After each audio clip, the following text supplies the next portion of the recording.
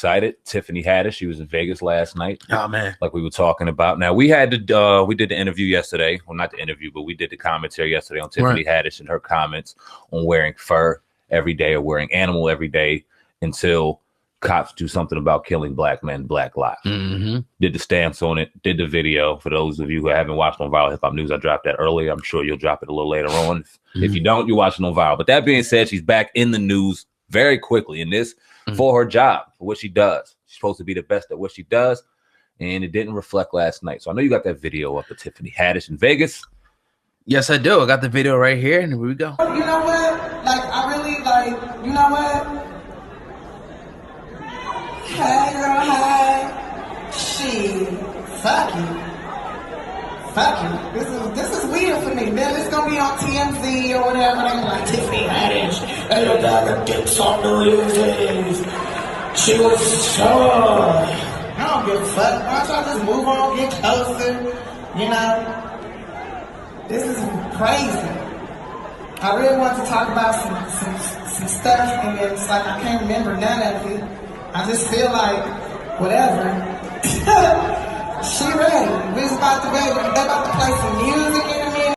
Real shit. All the money that I've been able to get my mama out the mental institution, and my mom, like, she's been out for a complete year now. It's the year of December the 23rd. She was super dope, but it's so funny because I got to see my mom before I came out here, and I was telling her that I just want her to burp me like she used to, and the bitch punched me in the back, and I burped. Oh, I should have did this, and you know what, baby? No more shoulda, woulda, couldas, none of that. You know what? It happened the way it happened. This is going to be the only time you will ever see me like this, because I'm never doing this again. I mean, I'm going to still do stand-up, but I'll never allow myself to be this roll the fuck out. I'm not taking pictures right now, bro.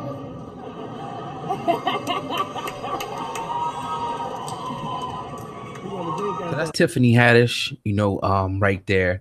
You know, just kind of out of her element. It seemed like had a big Ciroc bottle in her hand, as people will see. You know, while we were showing that. Sam, man, this is your girl. You know, you spoke of her highly, said she was very funny. You know, in movies. You know, how do you explain this? So, well, hold on. So you like, I like the way you painted that, because you making it seem like I got to explain myself. I didn't go up there and fucking boo. She did. But that being said, this happens to the best of them. Every comedian goes through a situation where they have a crowd where they just don't move them, and the crowd reacts in that way. You don't usually see it happening at the height of their career.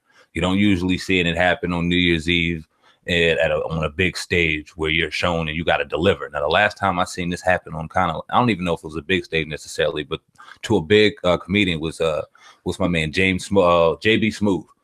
Back in early this year, probably like in April sometime. He was on stage, funny as hell, but he got booed through the building, and it was an embarrassing time. But like I said, it happens. The one thing that kind of concerns me about Tiffany Haddish, though, because I haven't seen a lot of her stand up, and like you said in the beginning, I said that her movies are funny. I think that her movies are funny, but that doesn't always translate to stand up. And we talked about that, and we will get into that. She seemed very uncomfortable, like you said.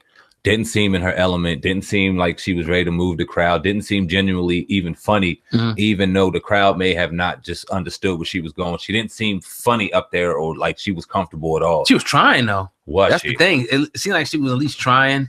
You know, towards the end of that clip there, it seemed like that she kind of threw in a towel. She also left a statement, you know, this afternoon. She said, yeah, you know, this happened. I wish it was better, Miami. I prayed on it, and I have a strong feeling this will never happen again. You know what I mean? You know, the articles going up, Tiffany Haddish bombs and whatnot. You know, I don't know a lot about Tiffany. I didn't even see none of her movies, to be honest. I did see some of her old stand-up, not a lot. You know, she's okay. I don't think she's, you know, the best, but she's okay. You know, I don't know if you can say this is an excuse. It's like Michael Jordan losing in a championship. It's not that crazy. Come on, man. You're on the stage. Like, you got to go out there and perform. This is what you do. You get paid millions of dollars to do this. How in the hell do you bomb? I won't compare it to Jordan bombing, but I will compare it to LeBron losing to the Dallas Mavericks, maybe when he played for the Miami Heat. Something you weren't supposed to do.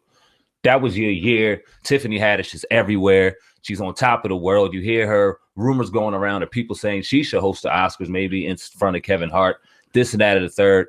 And then you do that on New Year's Eve. That can't go down. She admitted it. She does seem in good spirits. I'm not going to go ahead and roast her right now because it's not really warranted. But that being said, let me ask you a question. Not Kevin Hart, Cat Williams. We talked about our man, Cat Williams. He was on record as saying Tiffany Haddish ain't funny. You got Linnell, Monique, a number of other female comedians that are way funnier than Tiffany Haddish, but she's getting these opportunities because she's hooping and hollering and maybe doing this to this person or that with that person. Does this confirm what Kat said in your eyes, or what do you think? Is Kat laughing right now in your opinion? Or I see a lot of people in the comment section going, this is what Cat Williams said. You know what I mean? And I think Tiffany's going to have a lot of supporters as well. That some people will say, I just blowing this way out of proportion. This happens. But in my opinion, it just say like to the greats, this doesn't happen. You don't, and if it does happen, it doesn't last long. You find a way to get out of that funk, you know, find some old jokes that's funny. You got to find a way to move the crowd. You are, you know, touted as the top comedian. Kevin Hart stamped you. All these people stamped you, you know, as the top comedian. You're getting top movie roles and everything like that. Every time we turn around, YouTube ad, Tiffany Haddish. You don't do this. In Las Vegas in front of 6, 7, 10,000, who knows how many people was in the building, and more people that are going to see this now. It's embarrassing. And she knows it. It shouldn't have happened. Let me ask you a question, though, guy, because we see a lot of the comedy greats able to transcend and resonate outside of their demographic. You know what I mean? Because we all see comedians, they start down in their lower comedian comedy clubs. And a lot of our black comedians, they start predominantly black clubs. And then once you start getting to a little bit of a heightened fame, you start getting a lot of different kind of varieties of people in there. Is this a situation where Tiffany Haddish found herself on the stage or on a platform where she necessarily wasn't ready to be there, where it was just more than her listeners, her avid fans sitting there in Vegas watching her? There was just maybe the fan going, oh yeah, she's funny as hell. Girl Trip, she's funny in movies. Oh yeah, I liked her in that movie with Kevin Hart. Let me go buy tickets to go see her. She's hilarious. And then go there and go, wait, she's I like how you're trying to give her a way out, man. It's like, if you're funny on a movie, you could be funny on stand-up. I was just watching a cat named Country Wayne. I think his name is cat. I forget where he's from, but he did an interview on the Breakfast Club. He's pretty much like saying like, you got to start out at these small venues and work your way up. So like to be in Vegas should have been nothing for her just to go in there. You know, I don't know whether they pre-write a lot of their jokes or people freestyle it, whatever. But I think some of it should be freestyle because it's always a different crowd. So the fact that Kevin Hart, you know, was looking like he's right. For somebody like me, you mean Cat Williams? Yeah, excuse me. Yeah, my bad. Cat Williams. You know, somebody like me who really not into the Tiffany Haddish like that, and I'm really looking to come on to her and like see, especially the stand up, it's not a good look. I'm like, oh, you know, he's right. She's corny. You know what I mean? Monique, somebody else can go up there that's better.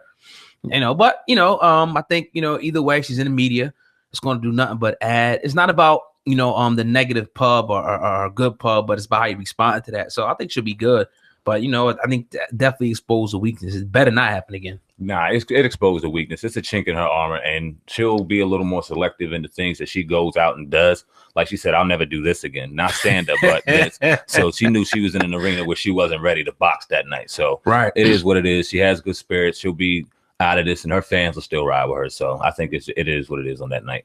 Yes, sir. But you're tuned into the Uncensored Truth podcast with your brother Old God and Sam going in today on this Tuesday afternoon, running down your favorite hip hop topics and topics from all across the world. If you're listening on YouTube, I need y'all to do me 2 favors. As always, hit that like button and make sure that you share this video. R. Kelly